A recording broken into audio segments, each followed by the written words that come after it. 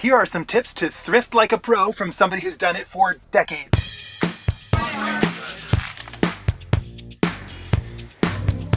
Hi and welcome to my channel. I'm Aaron, aka Visionaaron, and today we're going to talk about one of my favorite things to do on the entire planet and all over the planet, which is thrifting. It's so amazing that thrifting is so popular now among young people because it's something that was looked down upon a little bit when I was growing up. And I come from a family with many siblings, 9 siblings. So I got hand-me-downs from my sisters, and I would wear things that weren't necessarily made for my gender, and I still do that today. So I'm going to give you some of my tips that I've learned since I've been thrifting, I guess since now the 80s. Yeah, that means we have a lot to get through, so let's do it. So thrifting or vintage shopping, or when you're in other countries they might have other names for it, like used markets or flea markets, or for example in England they don't say thrift shop, they say charity shop. And why is it important? Because it's one of the best things you can do to update your style with unique finds that almost nobody else is going to have in the entire world, but also because it's a great choice to be eco-friendly and not support the production of more clothing and pollution in the world by using things that already exist in the world. But I'm also going to go through how you can update things so that you can bring them to the style that you enjoy nowadays, even if they come from another time period. If you're one of those people who loves to prepare for their trips and things like that, you might want to plan a little bit before you go to your thrift shop and look online, see which kind of vintage stores and thrift shops are in your area, especially if you're traveling, because then you have access to stores that you don't normally. I love to do that whenever I go to any different city, any different country, and I find amazing things wherever I go. So for that preparation, you can look online. Remember that they might have names for things other than just thrift shop. It could be second hand, could be charity shop, could be vintage store, that kind of thing. And then you see which ones you're able to go to. Make sure you bring enough bags, or if you have a car or something, places that you can load up and bring the things back with you. Because one of the difficulties if you live in a city like New York is that usually people don't have a car, so you have to kind of carry everything with you or call a taxi or an Uber.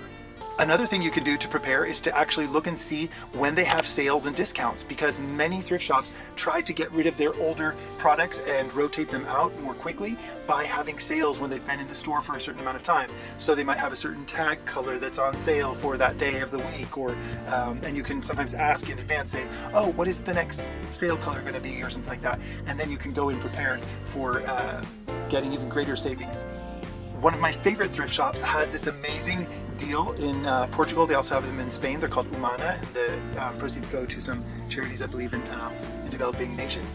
And they have these discounted days that just count down throughout the month from whenever they get in their new stock. Then it goes to like 50%, then it goes to, I don't know, 75%, then it goes to like €8, then 7, 6, 5, 4, 3, and I think the last day they even do €1 for items of clothing, which for me means that I could go and buy them just for the fabric, just to take out little pieces or to use little buttons or clasps or something that I can use for some other work that I'm going to make with another piece of clothing, or upcycling another piece of clothing. If you take an item, it could have some rip or tear or something that you don't like in one part of the garment, but you can crop it.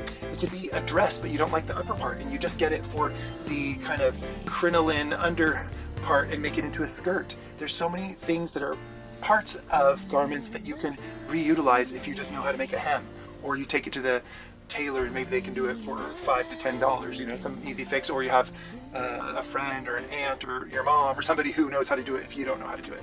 But nowadays with YouTube, you can learn so much. I realize there's so many skills that I've just been learning through online services like Skillshare, not sponsored to say, I actually use it and I'm signed up. There's so many different ways to learn different skills. If you don't have them, you can learn it more now today than when I was growing up.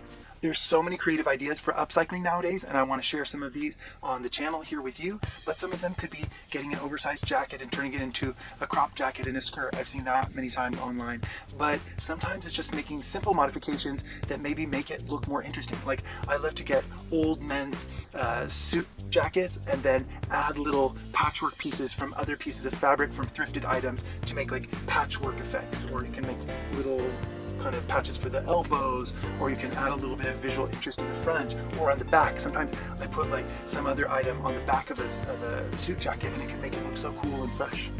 I'm going to show some of those things to you, so keep following and liking and I'll show you more. What about general thrifting etiquette? Well, you want to be polite, respectful, but also if there's something that you're considering, put it in your basket, because you might circle around this shop, and then when you get back, somebody else has it in their basket.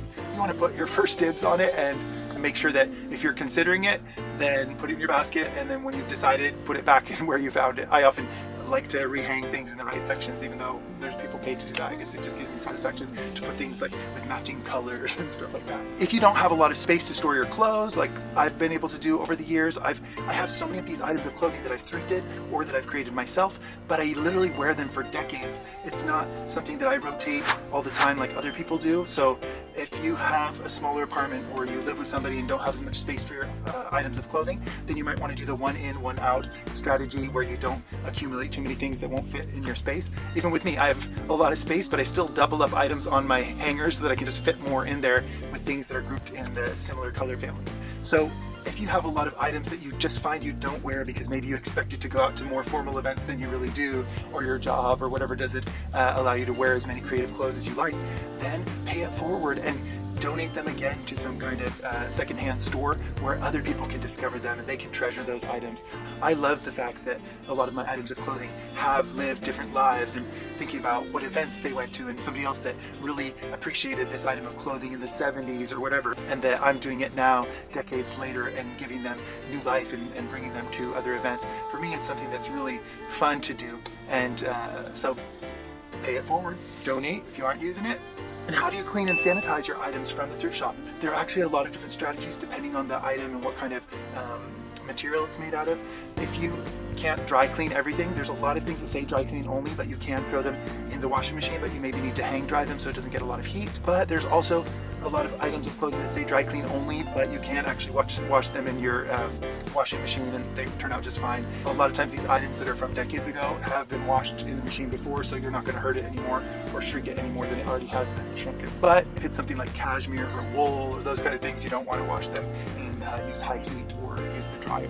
Other ways of sanitizing are sometimes like there's certain jackets and things like maybe leather. It's really hard to wash. Some people freeze things for like 3 days in the freezer. I sometimes take like Lysol and there's like disinfectant Lysol spray and spray things and wipe them down and stuff like that. I also put them out in the sunlight and try to make sure that they get refreshed in that way. It depends on you and your comfort level, and it depends on the material that things are made out of. If it's made out of suede, you can't throw it in the washing machine. But you can usually put things in a plastic bag, seal it, and then put it in the freezer for a few days, and that helps to get rid of odors and stuff like that. There's also different kind of powders, like baking powder and things like that, that you can kind of vacuum onto items. You can kind of sprinkle it on and then vacuum it off. Those are ways to give a refresh to some of your clothing items as well. So we talked about preparing to go to the thrift shop, what you do when you get in the thrift shop, how to take care of items and refresh them and sanitize them, and then to make sure that you rotate things and donate if you're not using them. I think we covered a lot of things here, but I want to make more specific videos on some of these things and take you along with me on my shopping journeys, because I love to go to used markets and thrift shops and secondhand stores around the world, and I'm going to take you to some of my favorites. That reminds me, bonus tip that I forgot to mention, that a lot of thrift shops, they actually don't recognize many major expensive brands if they're not household names like Armani or Gucci or something like that. I found Yohji Yamamoto, Givenchy, Yves Saint Laurent. There's some of these brands that their old logos and stuff aren't really recognizable to the person who's in the back who's classifying and pricing the clothing. So make sure you look at the tags if you're really into that. I'm actually not so into finding really vintage high fashion pieces. There's some people who specialize in that. I don't care what the label is. If it's something that I think looks cool and can make me feel great, then I get it. I had a lot of fun sharing my tips and tricks with you about thrifting, one of my favorite hobbies in my entire life, and I hope to share more of that with you and take you on some adventures. So I'll see you in the next one. Ciao.